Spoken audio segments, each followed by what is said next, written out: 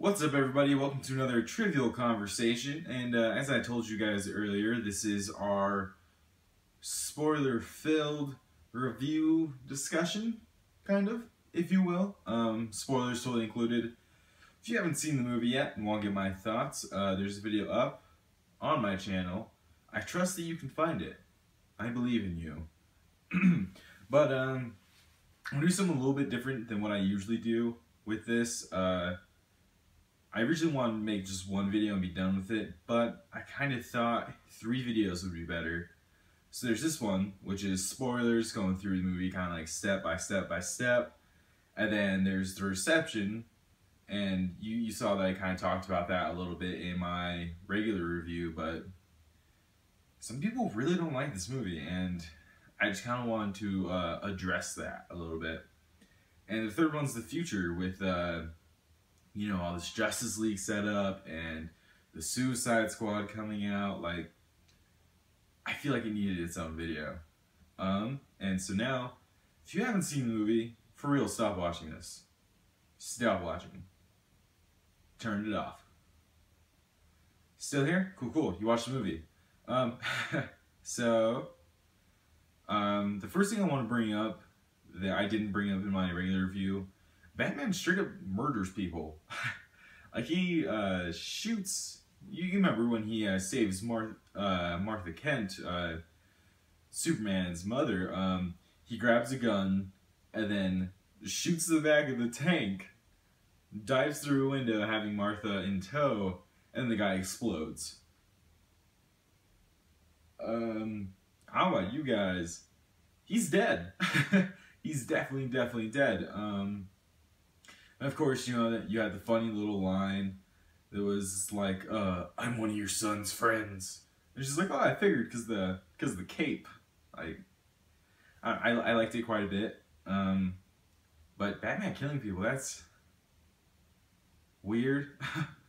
And Alfred kind of addressed it. He had his whole, like, the fever, the rage, turns good men cruel speech, which I really enjoyed, but like, I didn't get it at my first viewing of it, and apparently not a lot of people did either.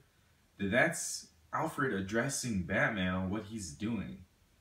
But it just somehow got lost in translation, and that's kind of a theme with this movie, I feel like, is Zack Snyder really struggled to tell the audience what he wanted to tell the audience. And then the stuff that one could have easily gathered, he spends way too much time on. Like, we need to be snappy, we need to move here. So, again, lots of cool imagery in this movie, especially with Superman, when he goes to Juarez, Mexico, and saves a little girl, and they're all kind of touching him like he's Jesus. We'll get to Jesus later, but and then when he saves the Russian spaceship, and he comes down, and it's almost like he's like squatting a spaceship. Like, I thought that shit was awesome. And again, like, the fight choreography, super incredible. Batman in the warehouse saving Mama Kent. You know, he's flipping people over tables. He gets stabbed at one point, so he takes the knife out and stabs the dude in the shoulder. And then he grapple hooked a crate and threw it at a guy. That was rad. But I mean, really, the fight choreography in this movie is just A1 stuff. Next I want to talk about Wonder Woman. Yes, guys, it finally happened. We have a good Wonder Woman on screen. I like the scenes quite a bit with her and Bruce Wayne. I like the parties and whatnot.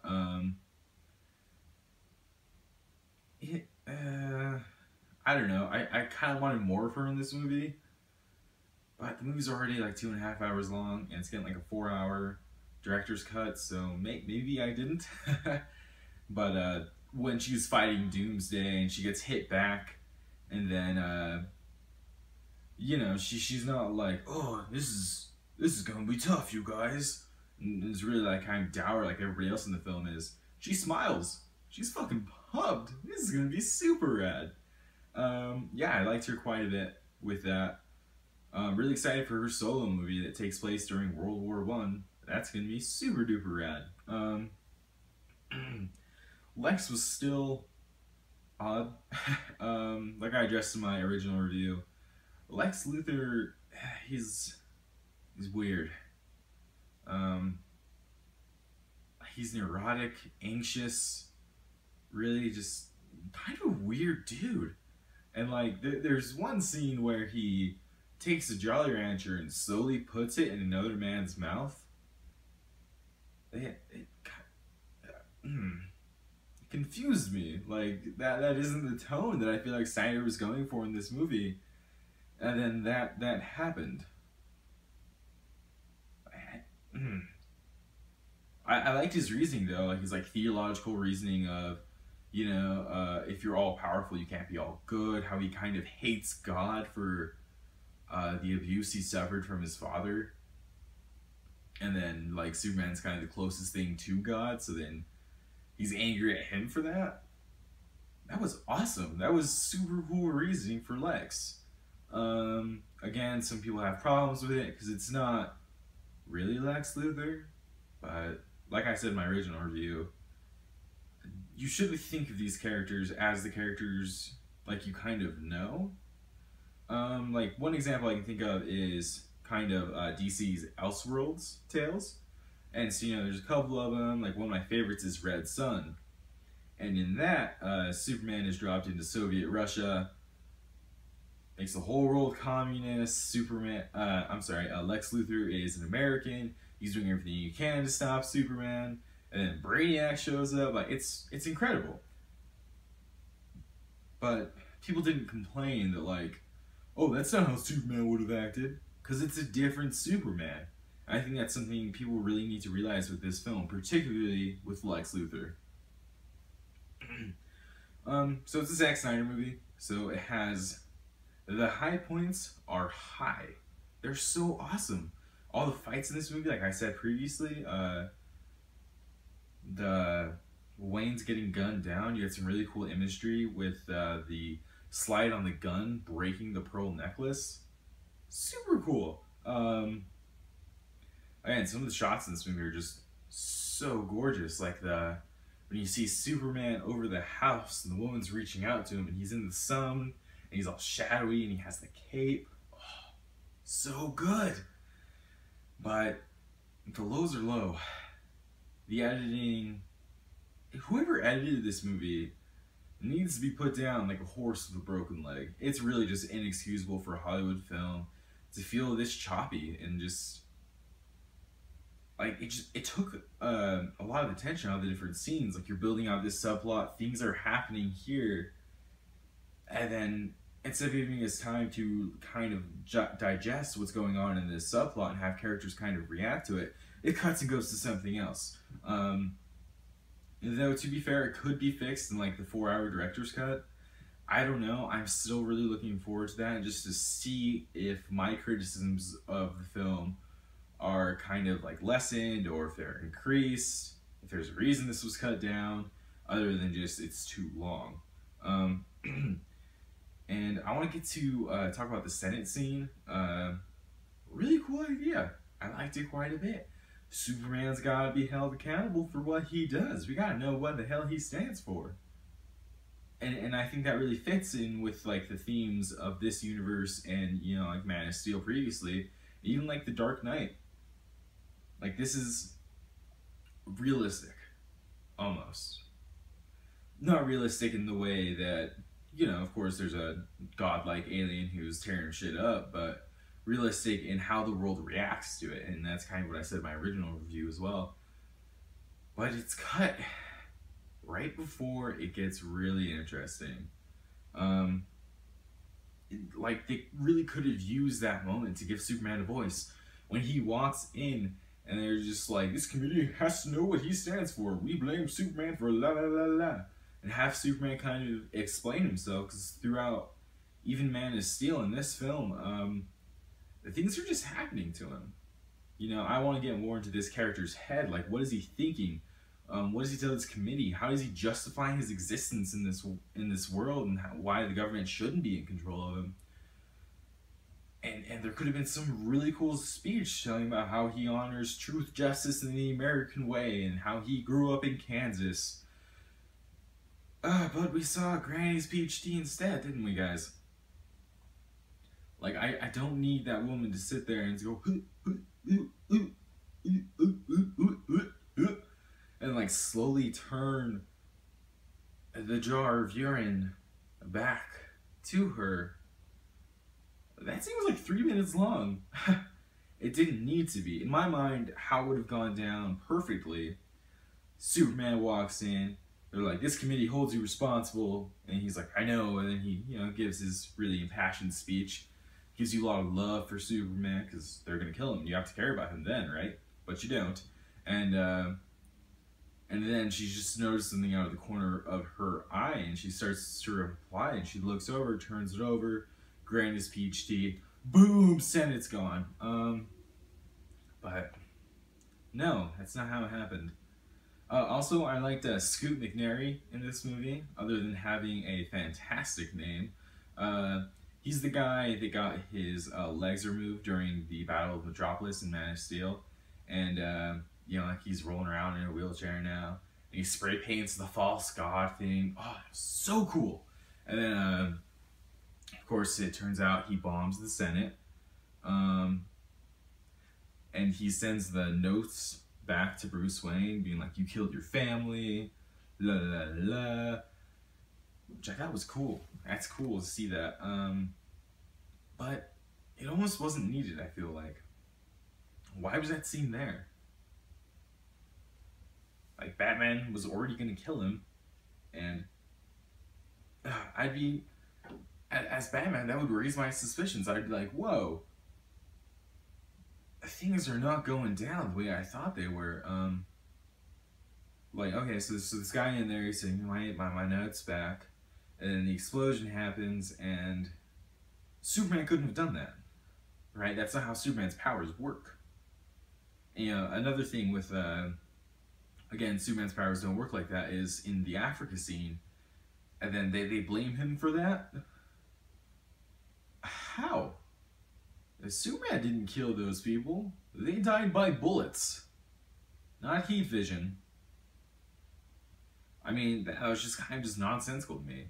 I don't know, maybe like the bullets had something special about them, that they were like blunt or whatever, and looked like they died from super strength, which would have been cool. But I mean, they just didn't. They just kept moving on without giving you anything, So also I wanted Scoot McNairy to be Metallo, because Metallo is a pretty similar origin story of in a battle with Superman. He was hurt, he hates him, Lex finds him, and he's like, yo, what if I turned you into a giant kryptonite cyborg robot man? And he's like, hell yeah, let's do it. And then he turns into Metallo, which is just a cool character. Next I want to talk about that horrible, horrible Justice League email. Like, really? Just set up for the Justice League to get me excited about the Justice League, not just as a DC nerd, but as a film goer in general. Bruce Wayne sends a fucking email, and Wonder Woman just slowly goes and just clicks through each file, each with their own symbol for the character. The Aquaman one was so dumb too. Like the Flash one was cool. That's what you'd expect. Cyborg one I really enjoyed. Like his dad's talking into like the recorder, and he's like, I have to save my son. I don't know how. And then he gets a mother box, and then it kind of like binds to him. Super cool. But Aquaman looking at the camera and like slowly coming forward, and like it doesn't look like he knows how to swim. And then he just bolts off. That was a waste of time. We didn't need to see that. And also, speaking of Justice League setup, I need more info on that Nightmare and when the Flash comes through time. Like, how did Batman get the Nightmare vision? Like, that's not just a dream. That's Darkseid's coming. Is he a precog now? Is that another change we're making to Batman here? And then he wakes up at first, and you see Flash tear through the portal, Speed Force, duh. And then he's like, Lois Lane's the key. You were always right about him. Something's coming. And he says he's too soon. So, I mean, that's rad. That's cool. I really enjoyed that, but... And then he wakes up again. And then you see a paper flying around, and I think most people didn't get that, so that goes again to my recurring point with this movie. He didn't know what to tell the audience, you know? Like, people are like, it's obviously a dream, right? But why would the Flash coming through time travel to talk to him be a dream he would have? Super weird. And let's get into the third act a little bit more. Doomsday is fucking terrible. This movie goes seriously from The Dark Knight Rises to Death and Return of Superman, just like that. Like, as I've said previously, this should have been 2 movies. First one, Batman v Superman, you're setting this conflict up, and then the conflict is in the third act. Whether once that ends, then that's just the end of the movie, or whether you cut it halfway through and then you just continue on within like 2 or so hours and just give the film more time to breathe, but they didn't. And Superman is just weird, super underdeveloped. The Trinity needed to come together somehow. Superman needed to die, so Doomsday has to show up. Waste of character, waste of a cool story, but it is what it is. Also, Lois Lane just being there, like, she didn't need to be. Like, so she dives down to grab the kryptonite spear. Of course she gets stuck, so then Superman has to grab it, and then Superman sacrifices himself. Why was Lois Lane there? She doesn't need to be. She's a reporter. She should have been at home being like, oh shit, things are going down, but I can't do anything because I'm a human. And I'm not Batman, so can't do much. Also, I thought this film was really over-defensive in its third act. Like, they were constantly saying, there's nobody here on abandoned Stryker's Island, or the workday's over, or the port's been abandoned for like some years. Like, you don't need to constantly tell me that. Like, if you're going for a certain direction, you need to stick with it. You can't be over-defensive in your film. But whatever. Again, I just need more info on things, like with the end scene with Lex Luthor and Batman, which I thought was super duper rad. And then, like, he doesn't brand him, he brands the wall, showing that he's less vicious after Superman died. He kind of got over himself, repositioned himself. And then he's like, oh, he's coming. The bell has been rung.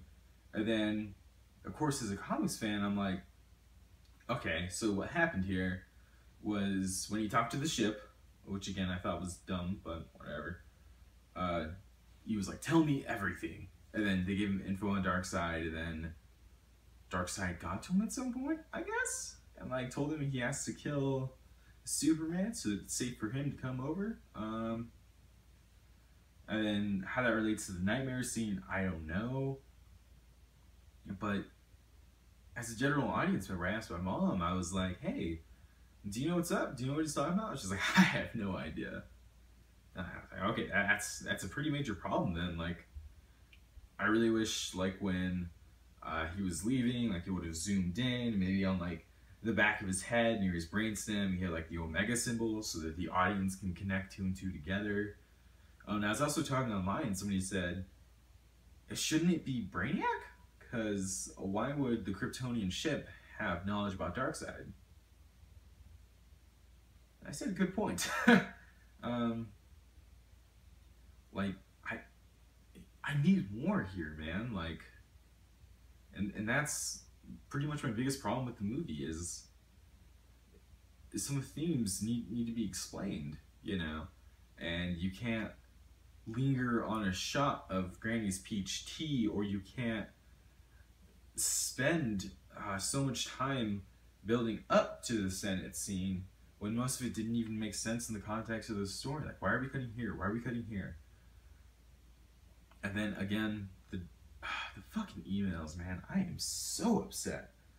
And then now let's get into the Superman himself and the Jesus imagery. I thought it was cool because, you know, I have like, I'm more knowledgeable about religion than some other people may be. Like, Superman dies because of a spear. Doomsday's kind of man's sin. A super powerful person comes down. His father sends him to help us grow and be people.